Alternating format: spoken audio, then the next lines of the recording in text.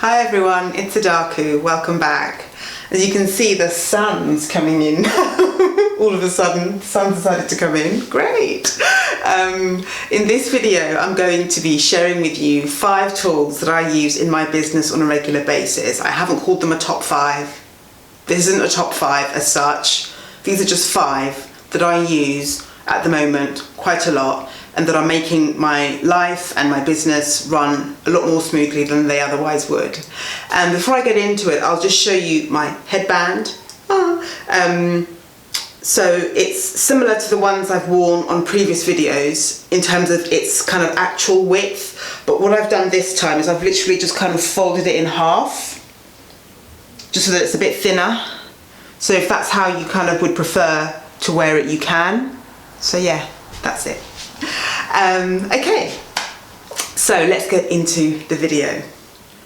The first tool that I use is Excel. I love Excel.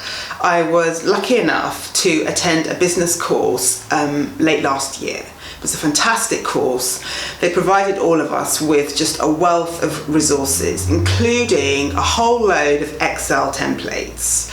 And I use 2 of those on an almost regular basis. So the first template that I use almost regularly allows me to keep track of all of my payments in, invoices, receipts. It's difficult for me because I have different sources of revenue. So there's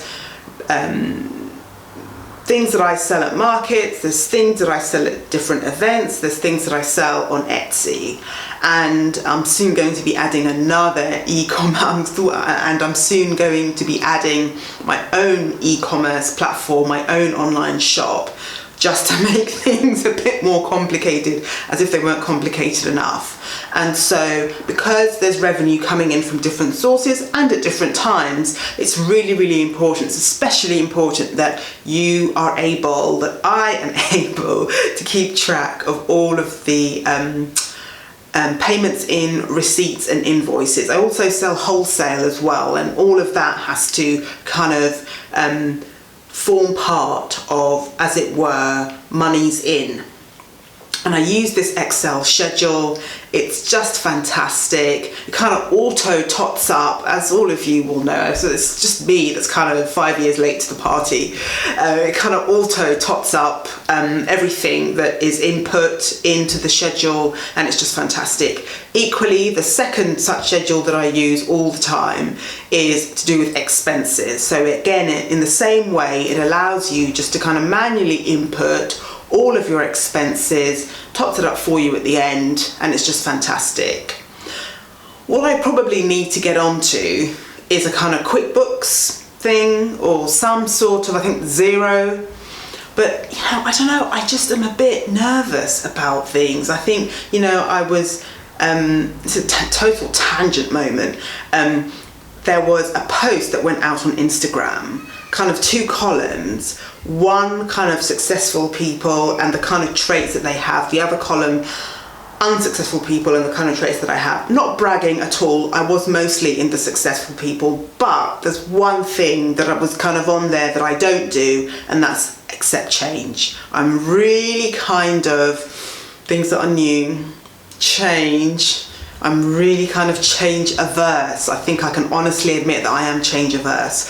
So something like Xero, something like QuickBooks, you know, my instinct is, oh no, it's new, it's change, it's, you know, but I recognise that I'm going to have to get onto something like that in the longer term, in fact in the medium term, because as sales continue to increase, the way I'm kind of doing it with photocopying receipts and all that jazz, scanning them into my laptop, and you know, it's thorough, but it's probably not very productive, not a very productive use of the time that I do have. So I'm going to have to look at something else like that in the future. But at the moment, I'm loving Excel, really happy with the schedules that I'm using, and yes, so that's the first business tool that I want to talk about.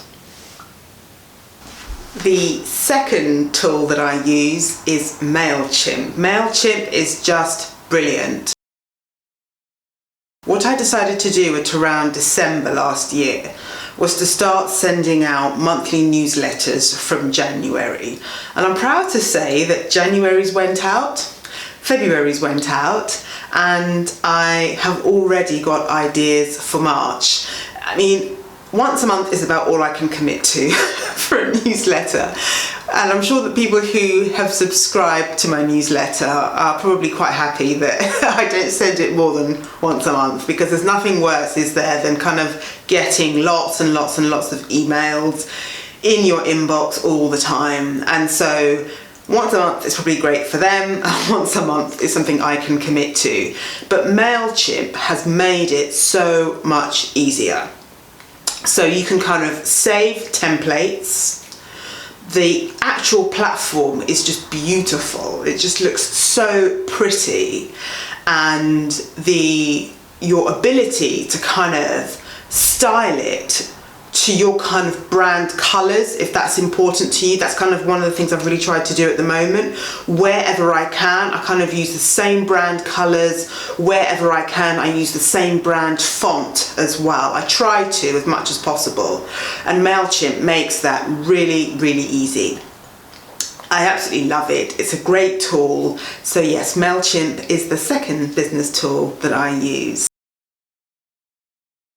The third business tool that I use is Photoshop. Photoshop is just brilliant. It's for pictures that you take.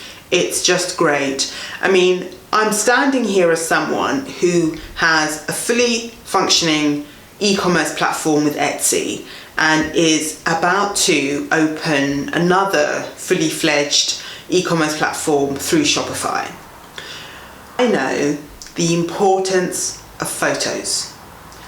Photos are just so important. Good quality images sell your products. There's no two ways about it. I'm not standing here as someone who takes the best pictures. I don't have any photography skills.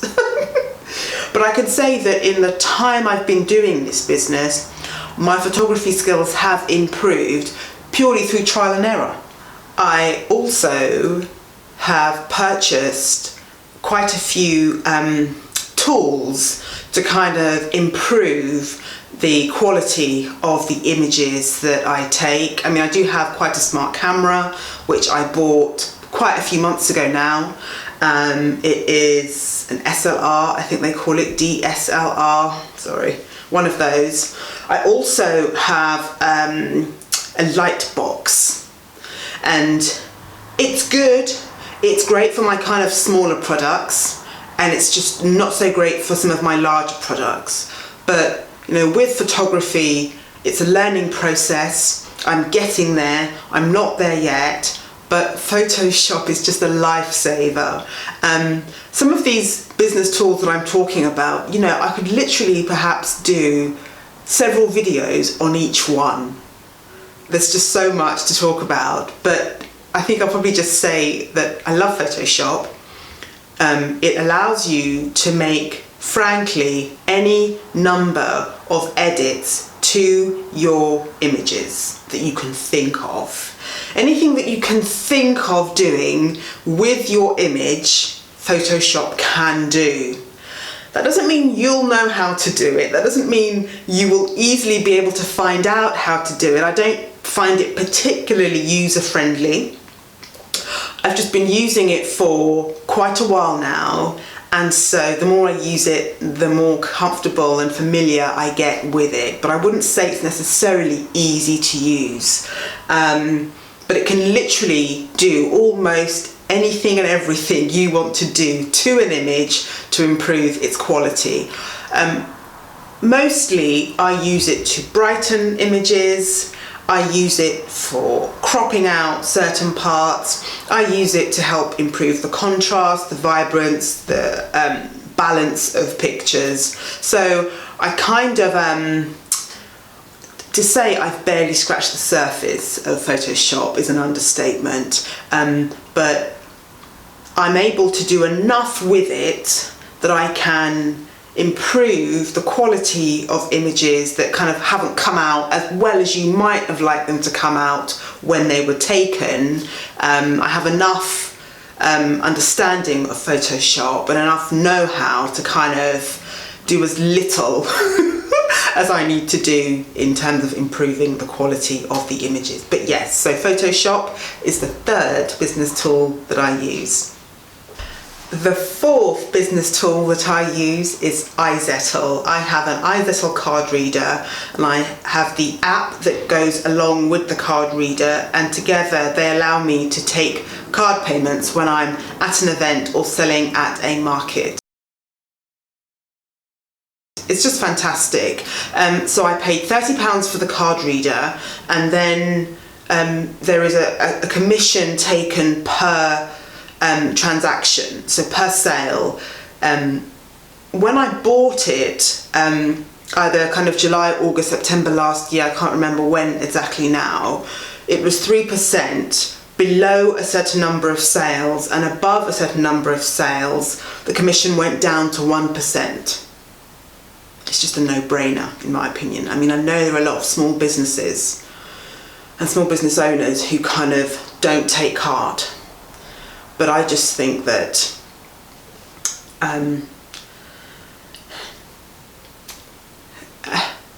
the way I think about it is really this.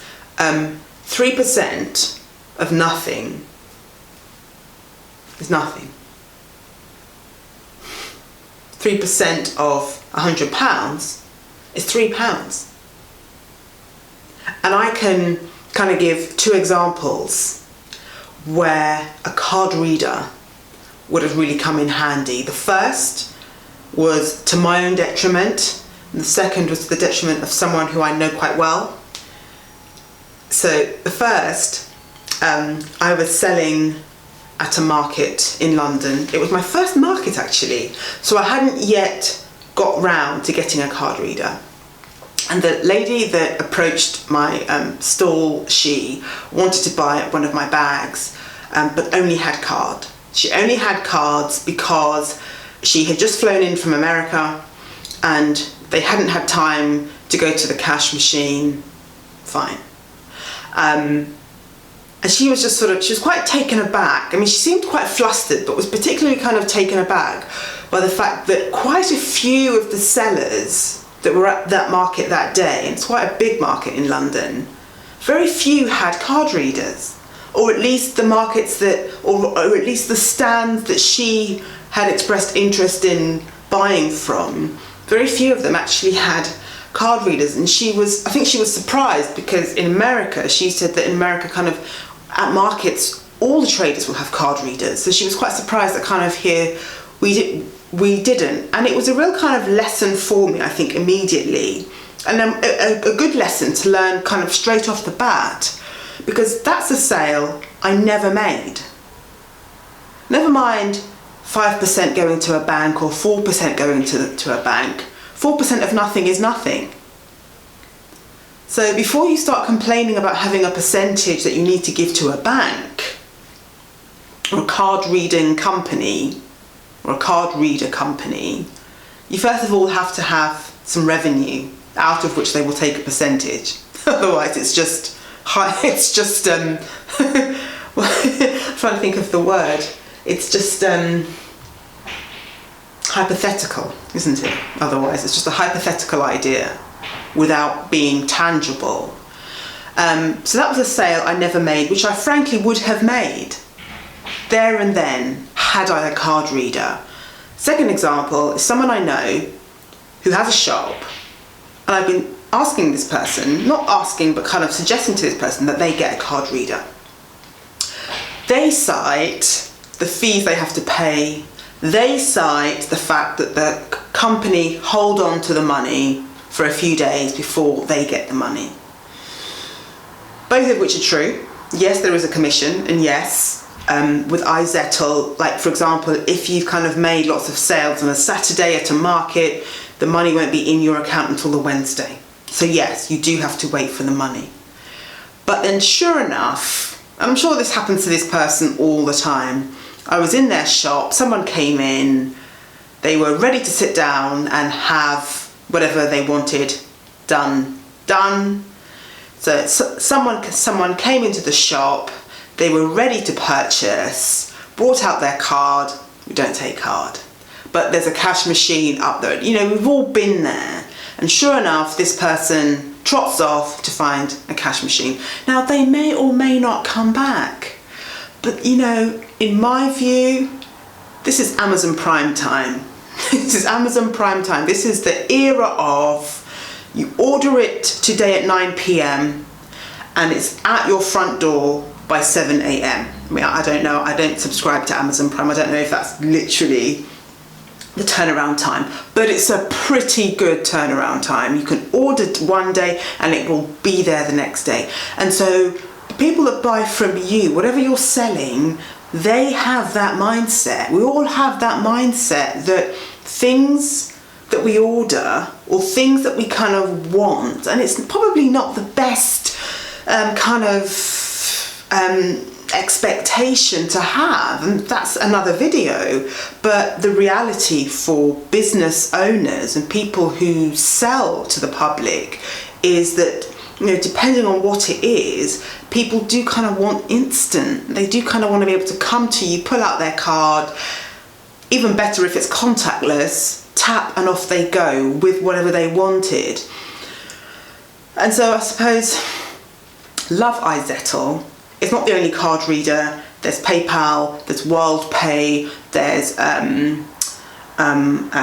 what's the other one? Squarespace. There's, I think Etsy has its own card reader, although I don't know if that's available to people that sell on Etsy in the UK. I'm sure it is, but I just don't know. But I do know that it has its own card reader. There are so many out there, and I think I would really encourage anyone who is a small business owner to think about investing in a card reader. It is an invaluable tool that will help you with your business. And my fifth and final tool that I use in my business, and as I said, this is in no particular order, is Colornote. It's not very exciting. It's not the most razzmatazz tool that you'll come across, but it is the kind of inbuilt calendar on my Android phone. I have a Samsung, I think it's an S4 that I have, quite old now, but it still works, so hey, I'm quite happy with that. Colornote I use. I prefer it to Google Calendar. That's another video. But yes, Colornote, just like Google Calendar, just literally allows me to plot my days, plot my weeks. It's brilliant. I love the fact that you can kind of change colours of certain things. I use it every day. I mean, I use it every day, all the time, every day.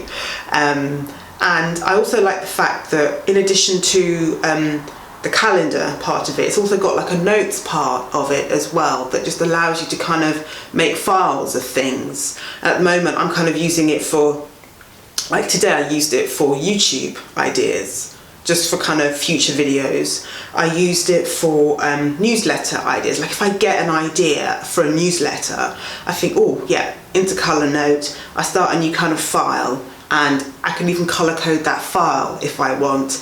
It's just brilliant. It's really good. I really love it.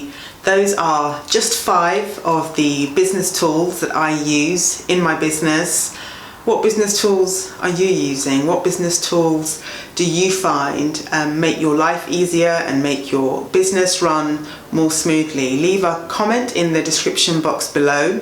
I hope you've enjoyed this video. I hope maybe you have heard about some tools that you didn't know of before, and that hopefully you'll be able to make use of them in your business. Leave a great big thumbs up if you enjoyed this video. Subscribe if you haven't subscribed already, and I will see you on the next video. Take care. Bye.